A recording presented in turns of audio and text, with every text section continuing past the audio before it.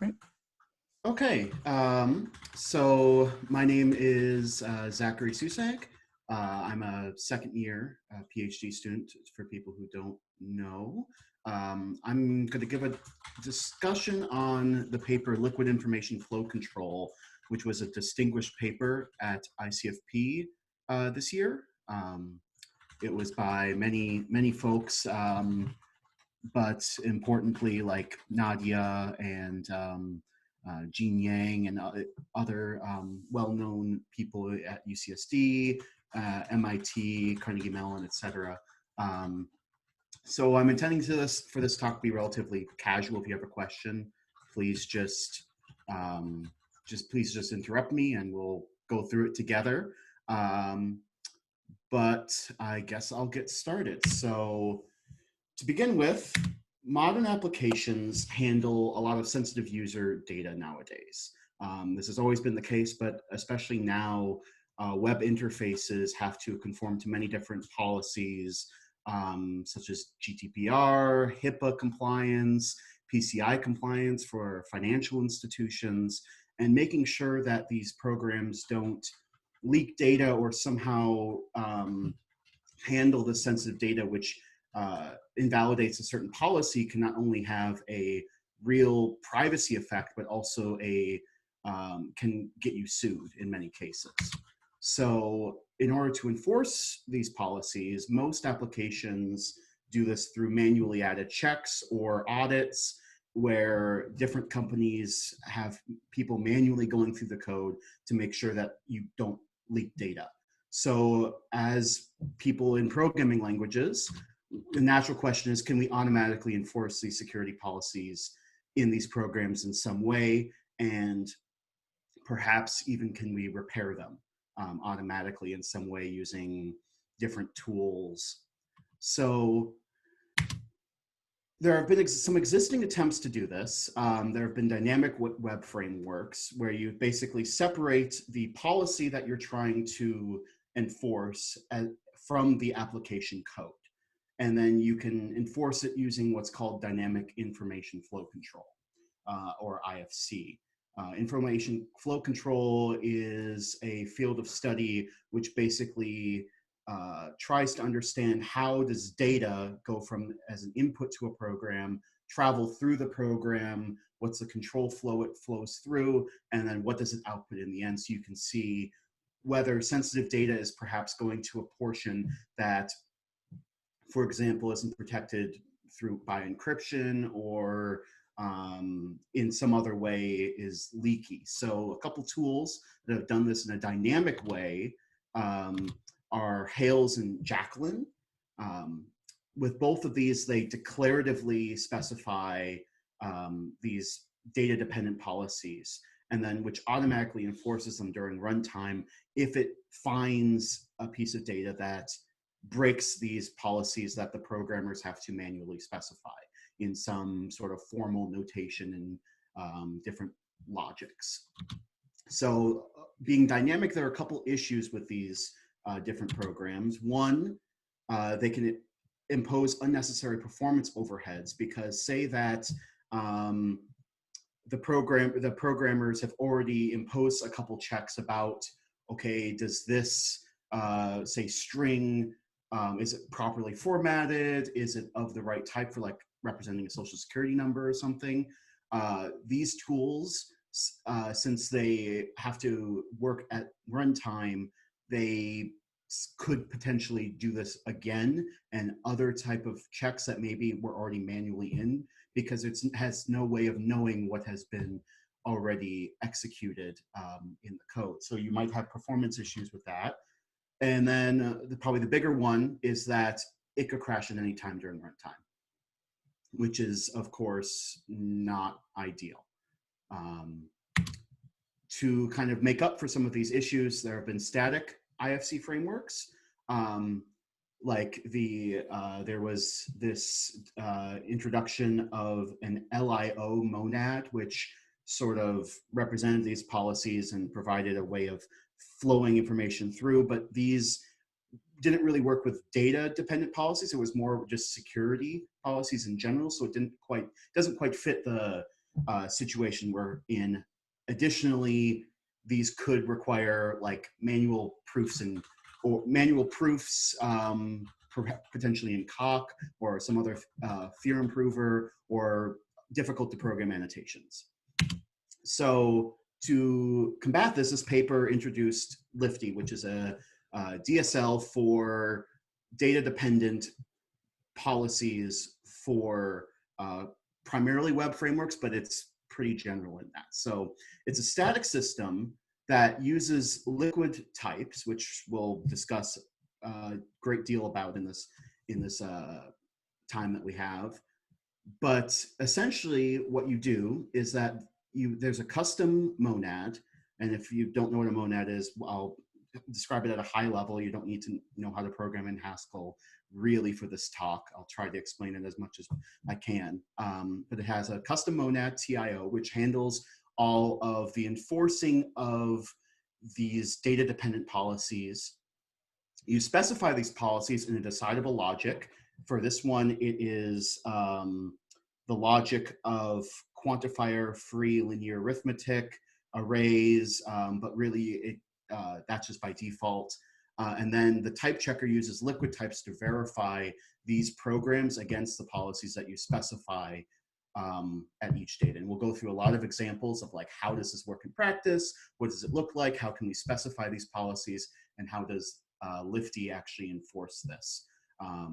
Additionally, something that's really cool that I think is that if, say, you have code that doesn't, that leaks information, it can automatically locate and synthesize a repair through a type-directed synthesis approach that builds off of Synquid, which is it's a synthesizer for liquid types. I believe that Nadia maybe talked about it a little bit in her lecture in Loris's class a week or two back. So hopefully if you were there and saw that, you can build up a little bit of information. Are there any questions before I go into like kind of the type system and the motivation about kind of the core problem of what we're dealing with here?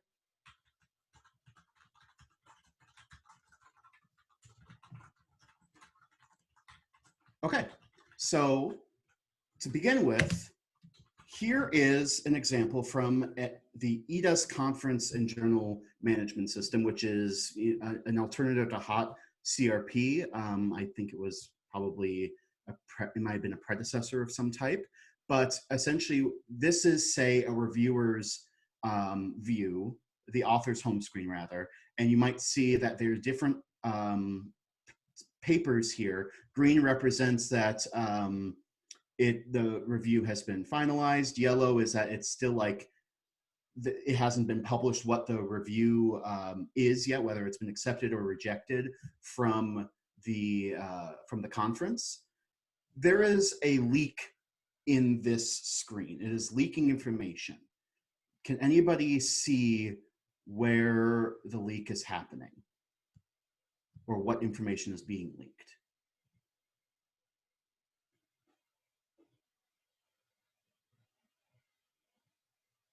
Is it the session? The session, yes. So right here, it's saying that for this paper, which has not been, the reviews have not been published yet, it's saying that it has a session that's not yet assigned, which if it has a session, that means that it has been accepted. So we're actually leaking the fact that this paper here to the author has been accepted, whereas the reviews are still processing, which is against kind of how conferences work. So the code that's running this in the background, very, very simplified, is this code. It's in Haskell style do notation, which I'll explain shortly, which I'll explain right here. So DS is some sort of data store. Think of it as a database or some sort of other map that has a bunch of fields in it and data. A client, so in this case, it would be the author of the paper who's like looking at the screen right there. And then this paper P, what this code basically says is get the title from the data store for the paper P and say it's T, and then get the decision of the paper and call it dec. If the decision is accept, then get the session ID or the time or whatever, and print out to the client the title of the paper, space, and then the session. And then, or if it's not an exception, if it doesn't accept, just print to the client the title of the paper. Don't put this part right here. So this code leaks specifically right at line 3, because when you get the decision, this code that's running on the client side doesn't check the current phase that the conference is in. Is it in the review phase? Or is it done reviewing? So right here, we need to do something to prevent dec from going into accept. Really, we want to check to see if we're still in the review phase. And if so, if we are in the review phase, we just want to print the title no matter whether it's accepted or rejected conditionally. So what we can do in Lifty is we can modify the type signature of this get decision function. So it takes in a data store, it takes in a paper ID, but instead of just returning a decision, which can be, accept or reject or no decision, it can instead say it's a decision within this TIO monad, which we'll talk about later, with this security label. What this basically says here is that we are specifying that the input, the data that this decision is coming from, is only available if the phase of the conference is done. We're done reviewing.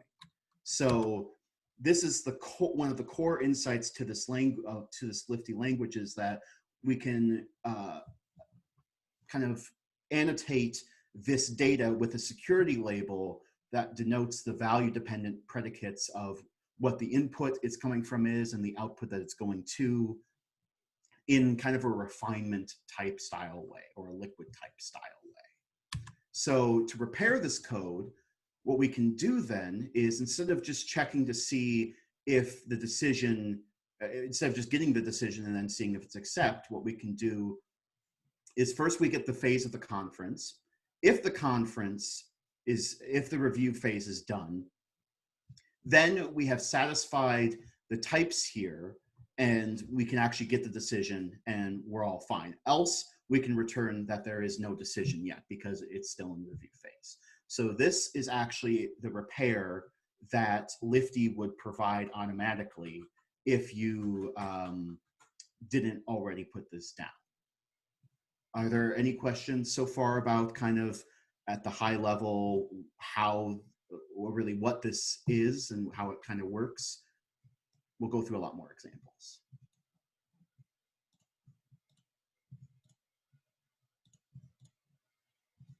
Okay, so now we'll talk a little bit about liquid types, or refinement types, which you haven't seen before. Hopefully this will be interesting. Essentially what these are is that they're just types which are decorated with predicates from different SMT decidable logics. And so, for example, one very common type is the type of natural numbers. And what the syntax is saying, it's the natural numbers are integers such that the integers are greater than 0, or greater than or equal to 0. So 0, 1, 2, 3, instead of just, normal integers. Another type here is that we can specify liquid or refinement type functions. So this function max takes 2 integers, x and y, and then will return something of type integer such that that integer is greater than or equal to x and greater than or equal to y. So here we're kind of encoding the post condition of the max function within the type, which allows us to type check kind of the semantic property of the max function at compile time. Another one is this, this list of natural numbers. Now, what this syntax is kind of saying is that this is a function that takes in 2 things, an x and a y, and then will compute and will tell you whether or not x is less than or equal to y. So in standard notation, this will apply it to every sequential grouping of the items. So if you had the list 1, 2, 3, it would say is 1 less than or equal to 2? Yes. Is 2 less than or equal to 3? Yes, etc. So this type actually denotes a sorted list of natural numbers. So if you were to say, give it the list 3, 2, 1, it would actually throw a type error in this case, instead of just saying, yes, it's fine, it's a list of natural numbers. We're encoding an additional semantic property on this type itself. Zach, where does it say that X and Y, that X is earlier in the list than Y? It doesn't say it in here. It's an additional kind of this is the brackets kind of denote a function here that applies it in this standard format on lists. So I think in like Liquid Haskell, for example, you could define some sort of traversal function for a list that compares things in a certain order, or for trees, or for any sort of structure. So the fact that it applies to every element in that way is not in this notation. It's an auxiliary thing. Okay.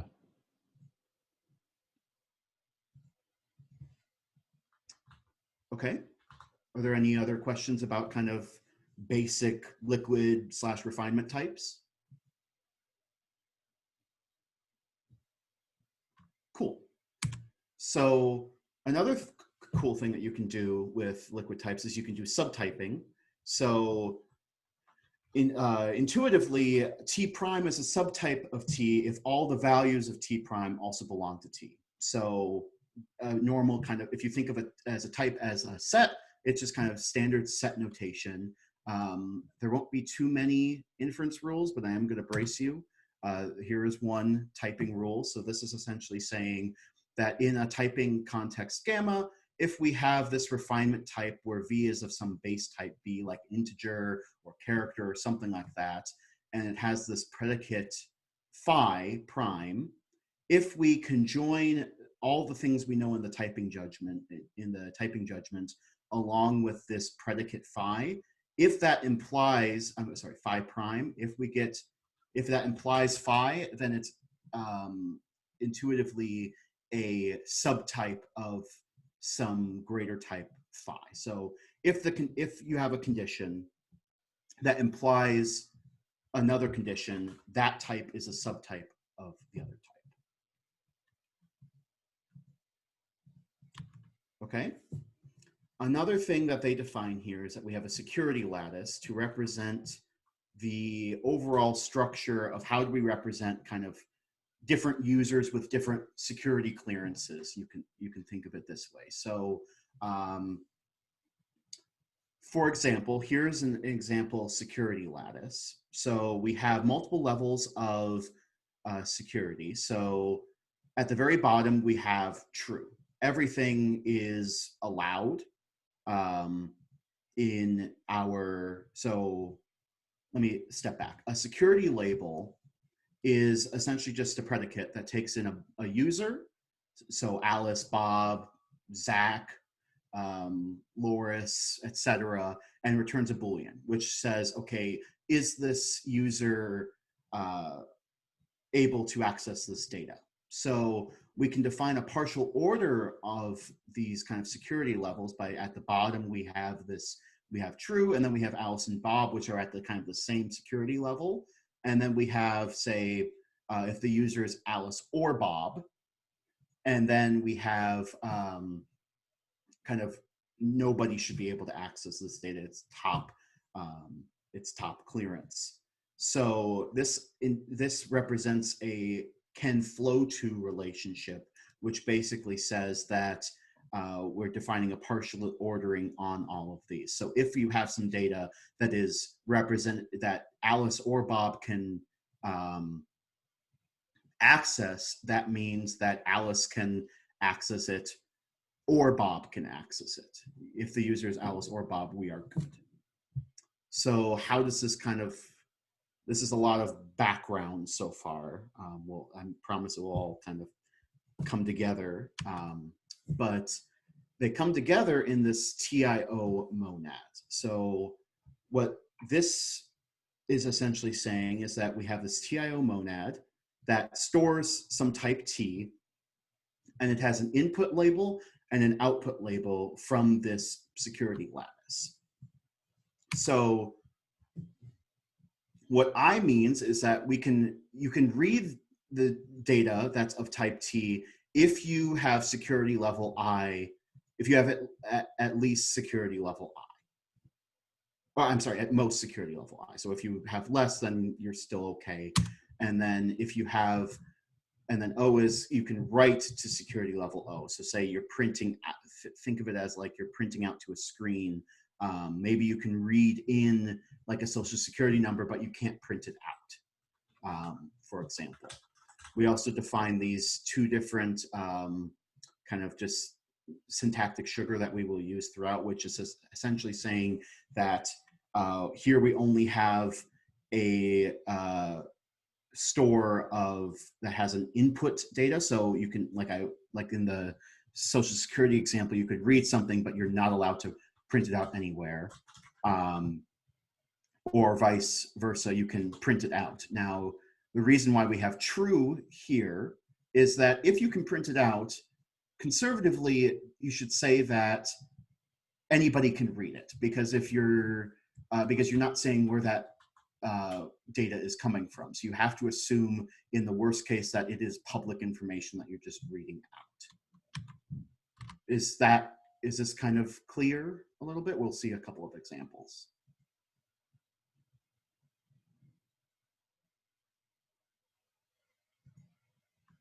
Okay, so let's go through a couple of examples. So say that we have a shared key function. Well, not really, not a function, but shared key kind of store. So we can represent this as a TI that stores a string, and the input in order to access this user new has to be either Alice or Bob. This shared key is, say, some sort of shared encryption key between Alice and Bob. So if I, for example, Zach, could not, if I were to do something with this data, I would actually get a type error at compile time because I am not Alice or Bob. Here's another one, which is a function that takes in a user X and will return this TI that stores a string. And essentially, I'm getting a social security number, but the user of that social security number, the only person that can read this is the user X. So I could say get SSN Bob. So the only user that could do anything with that data is Bob. I couldn't say send Alice Bob's social security number. And then print, which you can kind of think of it as printing to a user. So you have a user X, you take in a string, what you're wanting to print, and this is saying that I'm going to output to X, the user X, just nothing. That's a standard Haskell, the unit type, because it's just a side effect. And the output policy that we're saying is that the user that executes this has to be this user, Alice or Bob or X in general. Now, in order to sequence all of these different monadic actions together, they use this bind notation or do notation, which is common in Haskell, which is kind of unique to Haskell. I think it also has an equivalency in OCaml, but the idea is that if we have two monadic computations, A and B, and A's result flows into B, the input label of A must be able to must be compatible with B's output label. So in the example of this social security number, if I read in Bob's social security number, I should not be able to print it to Alice. That result flows into this print operation for Alice. That results in a type error, which can be checked because that is an information leak. So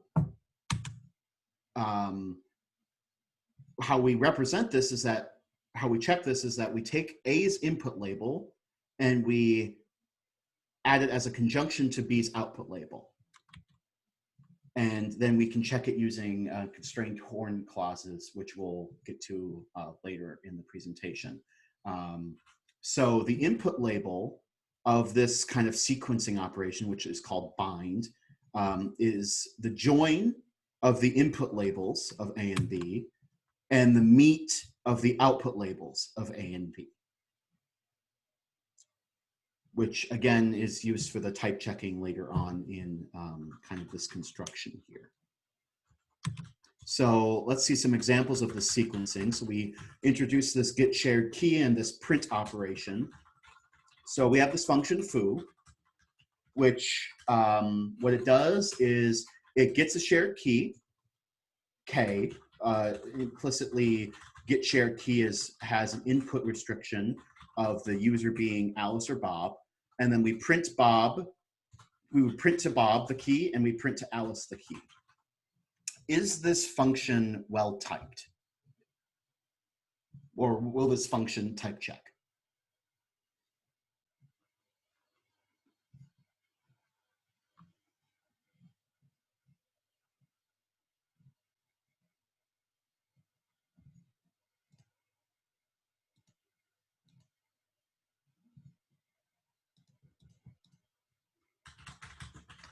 It should, right? Because K, we're saying, has an input restriction to be either printing to Alice or Bob. And here we're printing it to Bob and we're printing it to Alice. We're not leaking any data because this data belongs to Alice and Bob. So formally, what we can see is if we take the disjunction, so if we look at the output label of everything, it's just the disjunction between the output label of print, which is new is equal to Bob and new is equal to Alice. So the user or new has to either be Bob or Alice. But in here, we're saying that new is either Alice or Bob. So all we have to check to see is, does this imply this? And it does, and therefore it type checks.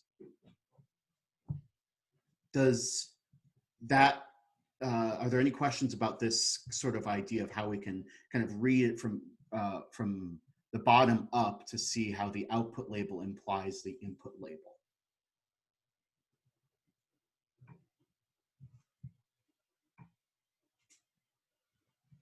Okay, let's look at another example.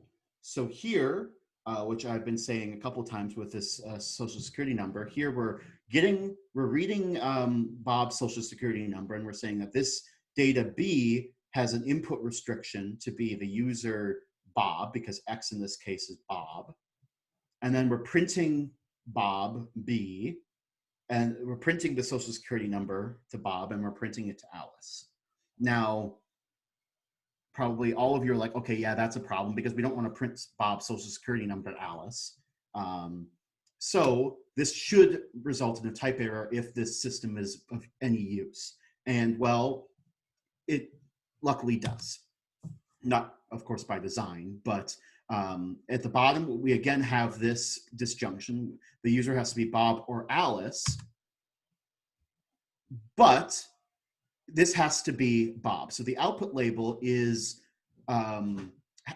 basically we're requiring that the output label is more flexible than the input label. So because the user can be Alice, this is not satisfied. We actually get type check error as a result of this.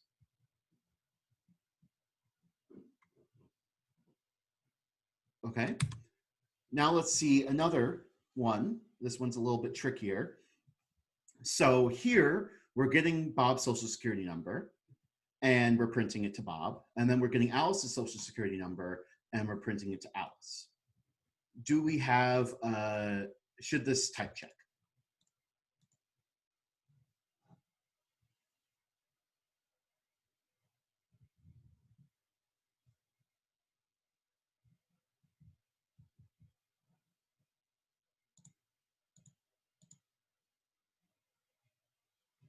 So here we're not really seeing any leaks, right?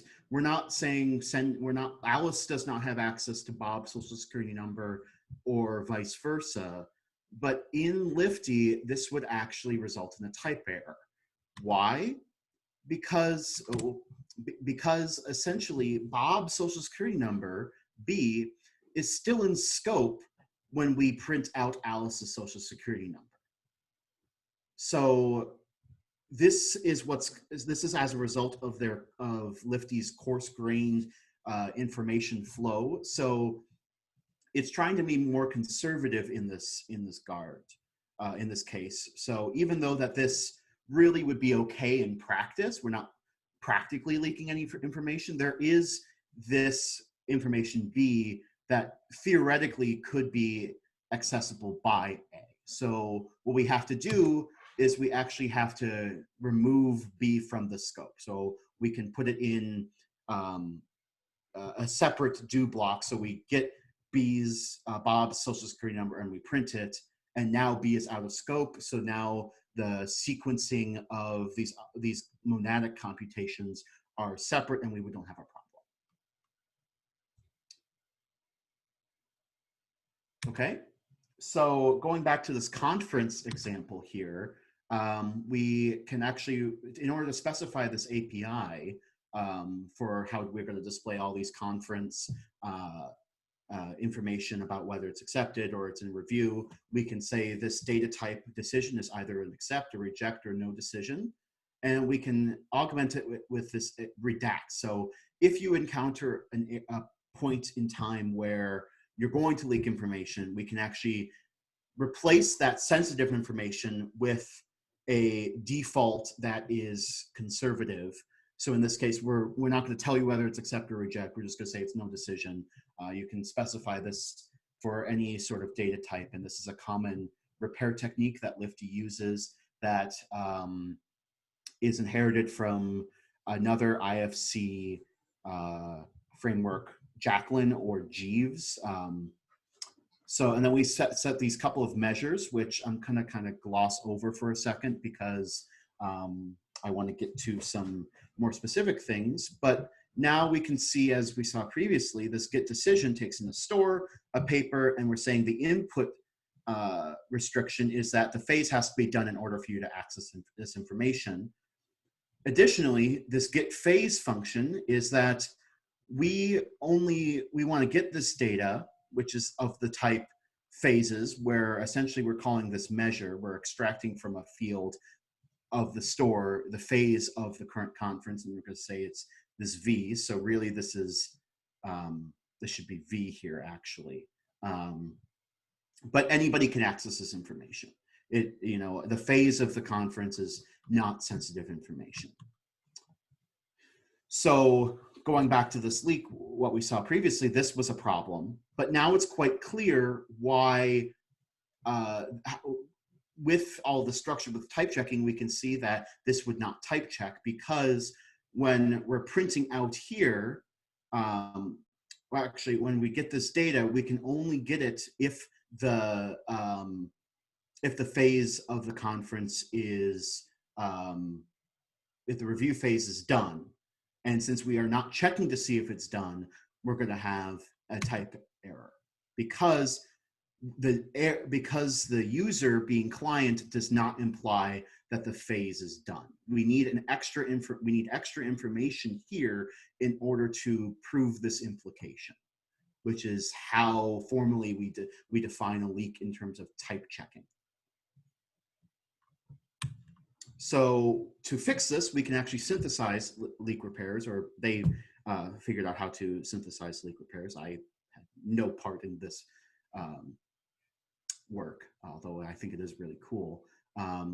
So it has a single default repair. First, it will guard the offending input action with a policy check. In this case, for the get decision, like, is the review phase done? And then if that check fails, give me the redacted conservative default value, in which case we would say there's no decision available. So to do this, the synthesis algorithm first locates the leaky input, what line and what specific input action is causing this leak. Then we infer the expected type of this patch, and then we can generate the term of that expected type by using holes and typecasts, and generally using the Synquid synthesis engine for liquid types.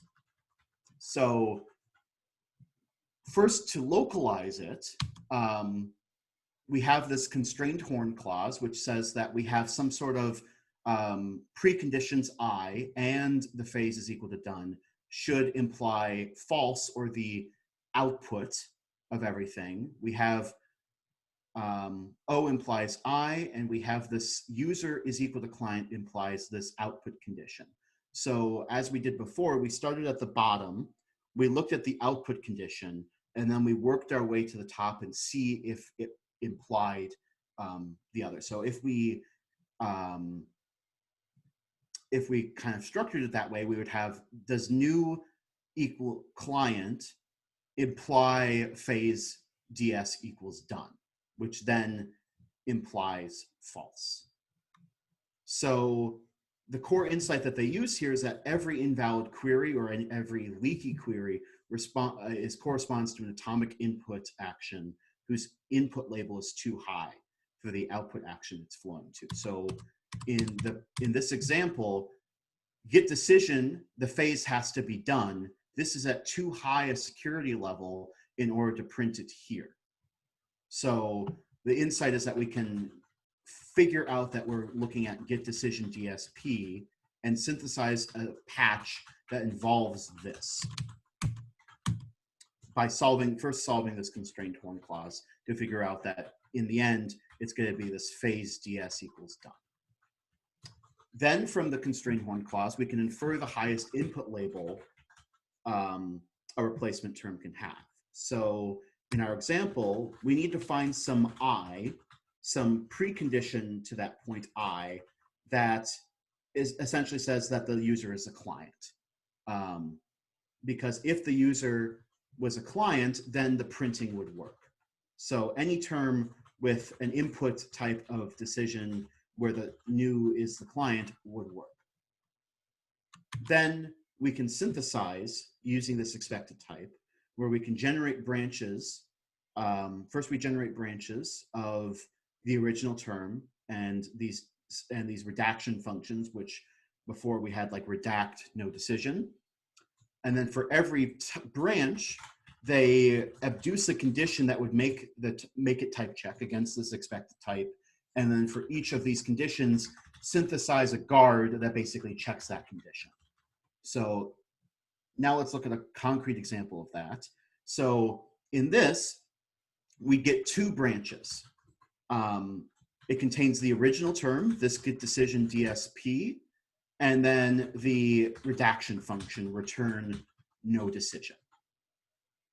So then, for each of those branches, we want to abduce a condition that will check against each one of these branches. So for the first one, since the input is true, the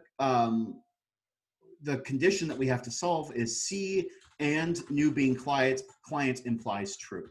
Now, obviously, C can this is always going to be true no matter what it's going to be, since we're always returning true. However, in this one, for the second phase, we need some condition C and the user being the client that implies that the phase is equal to done. So what is this condition? Well, if we solve it, we would get this condition at the very end that we had before, which I don't think I actually put on a slide here. But essentially it would be, we would check to see if the phase was done. If it was, we can get the decision. Else, if it wasn't, then we can return the no decision, because that's always safe.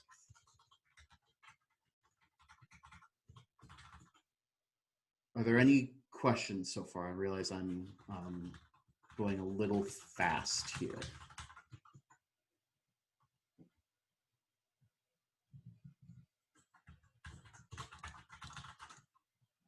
Okay, so I might gloss over a bit in the actual formalization of the calculus because we only have about 15-ish minutes, and I want to get to the evaluation, have some time for questions.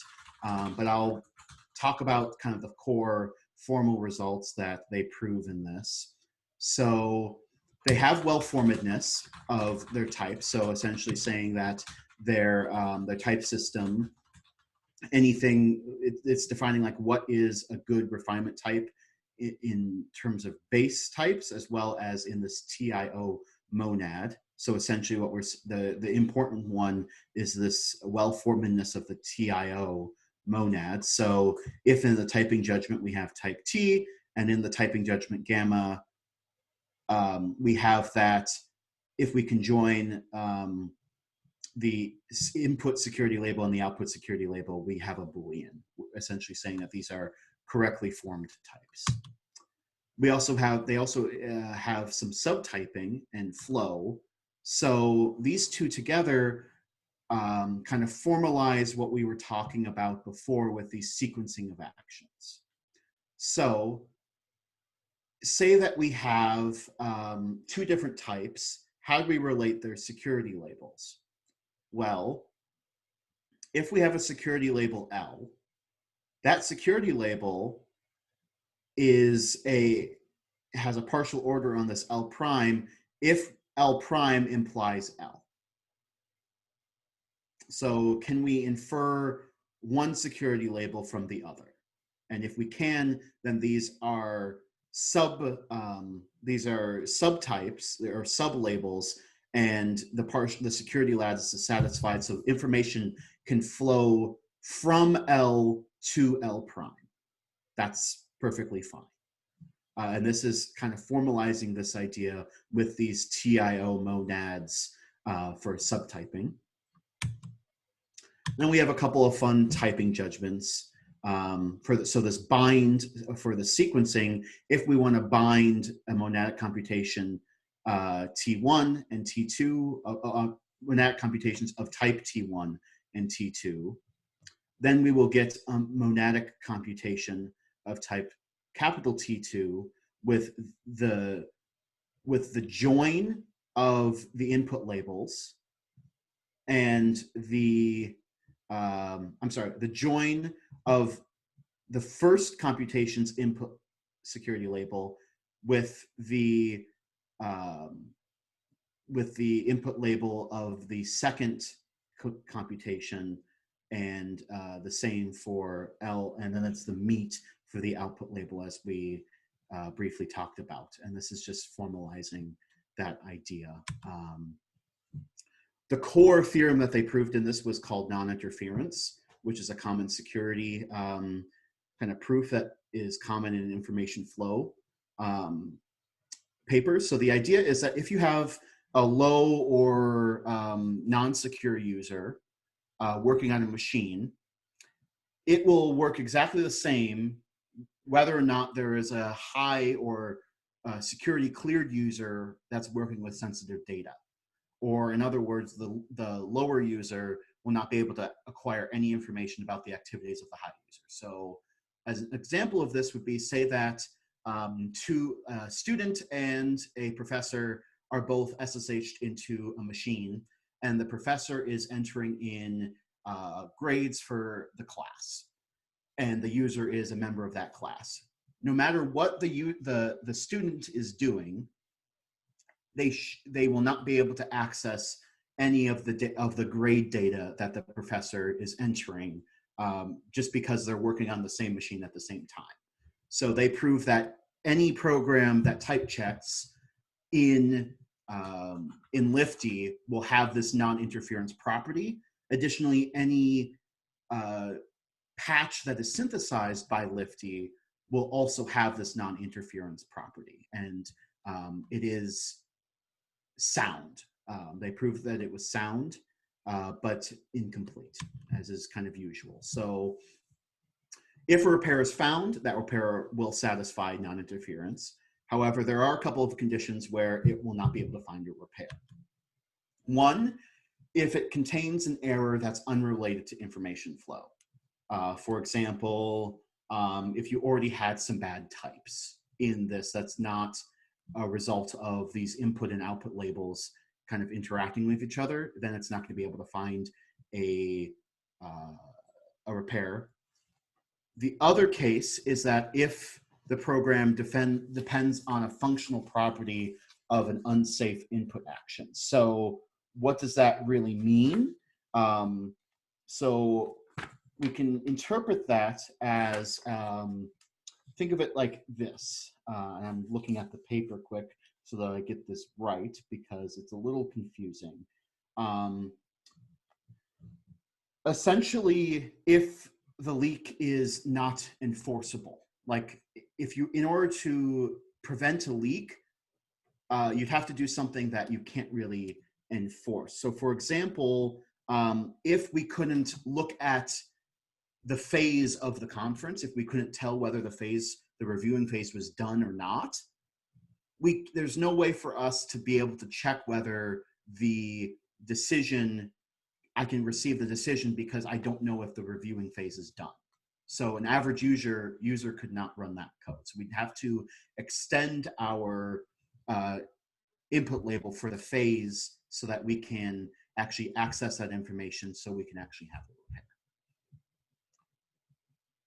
So I'll move on to evaluation in the last kind of 10-ish minutes that we have.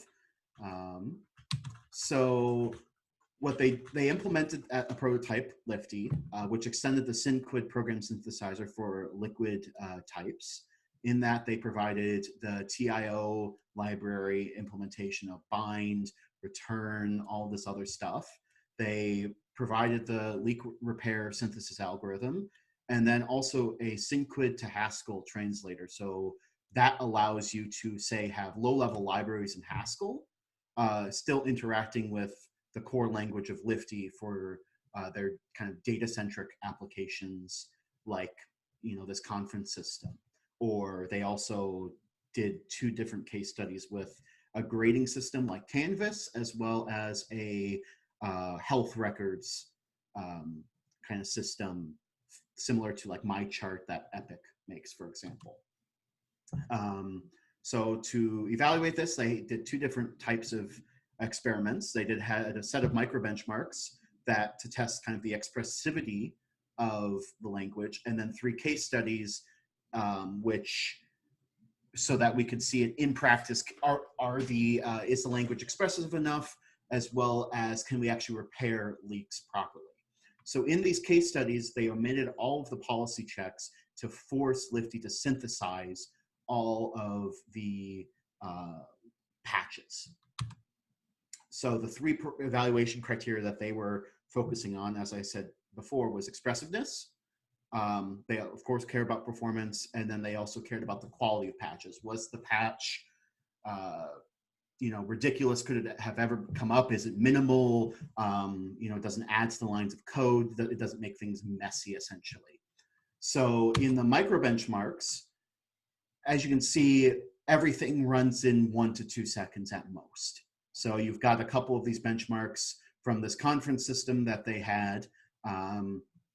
This original is the amount of, this number represents the number of AST nodes in each of the programs. And this represents the additional number of AST nodes in this patch. So in order to localize the offending input label, it took less than a second, and then generating it took less than a second. They have a detailed explanation of all of these different cases and what they were trying to test in the paper. And then in the case study, they did 3 of these. I'm just going to show the conference management system one. So they have a bunch of these different functions, like registering a user or submitting a review. Again, this is the number of AST nodes. Manual, the original represents the number of AST nodes that included that was requiring, back up for a second, the number of AST nodes needed to manually check the policy. Lifty was the number of AST nodes, I'm getting this mixed up again.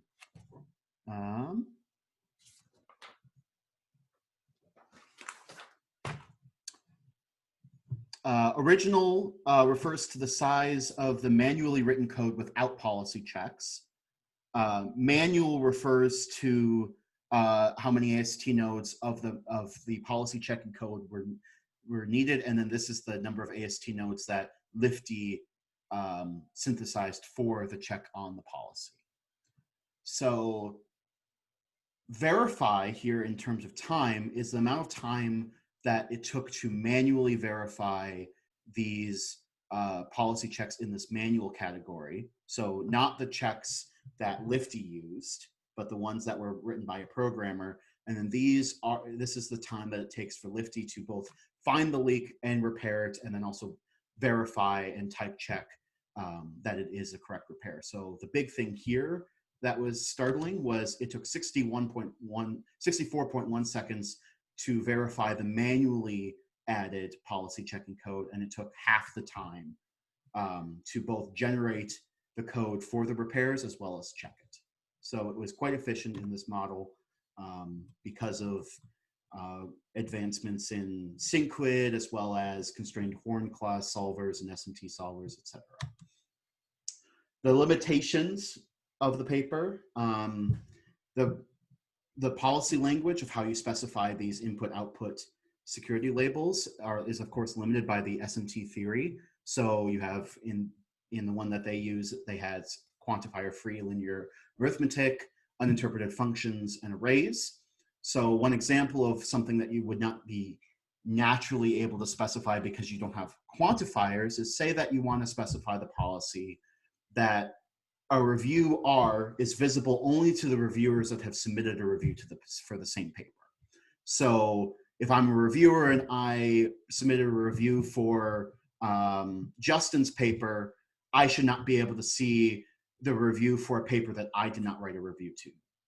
So it's natural to specify this with an existential quantifier as follows, but you can't do that in Lifty. You could instead write something like this, which requires you to add these reviews by and reviews for measures, they're called, which makes it a little bit funky and hard to program. Additionally, the programming model for Lifty doesn't support anything for SQL-like queries, but they mainly push that to further work rather than field retrieval. There's a lot of work that needs to be done in order to make this kind of usable in a normal web framework that uses sophisticated databases behind the scenes. So I realized that was a lot of information. I tried to give you a nice kind of preview of this paper and an overview of kind of the cool things that it does. I encourage all of you to, if you're still interested, to look into the paper for kind of more fine-grained details and especially the typing judgments. I found it quite readable. I thought it was quite well written paper and certainly deserved the distinguished paper designation at ICFP. Are there any questions?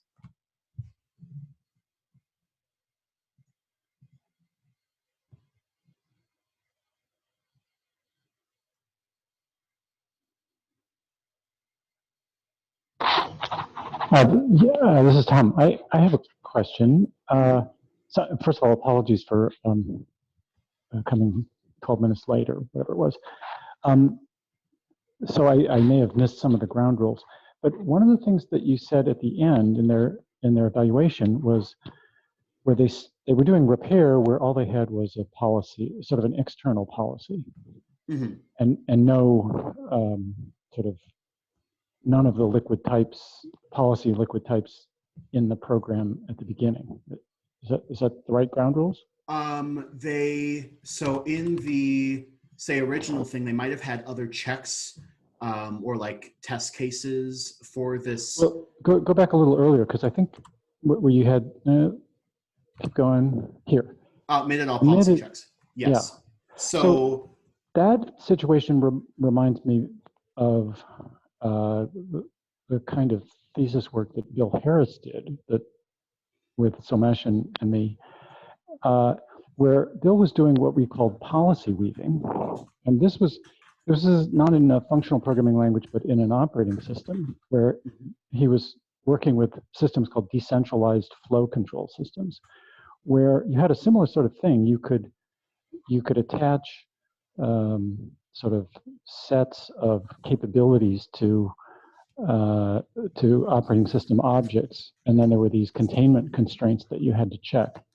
So from the operating system's point of view, those people, they said, sure, we know what a policy language is. A policy is what you get when the policy is the sprinkling in of all of these checks throughout your code. And we said, well, that's not so good. You really want a policy to be a separate external document, and then you need a policy weaver to place the checks in the code. So that sounds very similar to the situation. Now, Bill started out thinking that it was going to be translating his stuff so that he could use SMT solvers, but he eventually changed his position and said that the essence of the problem is game theory, and the idea is that you're playing a game against the external non-closed environment, so that various events can come in from the outside, and the policy weaver had to take all of these things into account. So I got lost in the details of what you were saying about the various inference rules, and so I didn't really understand whether maybe behind the scenes what's going on in this horn clause solver is really kind of could be interpreted as doing the same sort of game theory check. It's quite possible. So the kind of the interweaving of it all is that you're declaring the policy instead of in a separate document, you're declaring it in all of these different types. And then instead of having to kind of manually put in checks to make sure that that policy is satisfied, the type checker will automatically determine whether or not the policies that you have declaratively put in the code are satisfied or not, and will and if it's not, then it can synthesize a repair. So with reference to this omitted all policy checks, essentially they got rid of all of these sprinkling of policy checks throughout and just allowed the system to automatically find all of the places that the policy that was already put in these types was invalidated. So I guess in that sort of way, it would connect back to this game theoretic explanation of automatically kind of figuring out where or how to enforce this policy rather than having to sprinkle it in throughout and in a manual fashion. I guess I was kind of wondering whether there was a way of doing, let's call it a rational reconstruction of what they actually did, where you can say, this step, what they generated in this horn clause is really characterizing an environment action. And what they did in this step is characterizing the player that is corresponding to the policy check. And then say, and it's all coupled together with these horn clauses, and that's where you get this adversarial flip-flopping back and forth, or alternation between the steps of the environment and the steps of the defender. I don't think they do anything quite like that. No, I'm saying this is an opportunity to sort of pin down what they're actually doing, giving a different account of what they're actually doing. I think, yes. Additionally, they provide that I completely skipped this because I thought it was not important for the topic for this discussion, but in their proof of this non-interference, they do give an instrumented evaluation, which provides all these different rules for how do you connect like the store, the changes in the store to the actual code that's being executed. And I believe in there, all they do is that they create this framework and then they reduce it down to another kind of proof of this non-interference, which I believe I did look into it a little bit, did have this kind of adversarial mindset. So they might be doing it not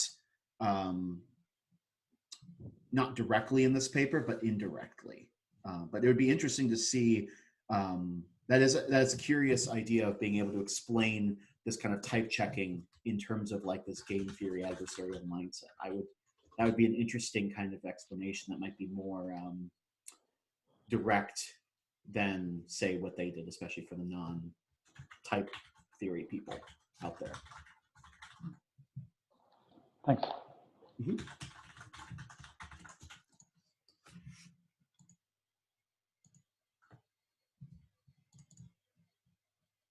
Are there any other questions or comments or anything?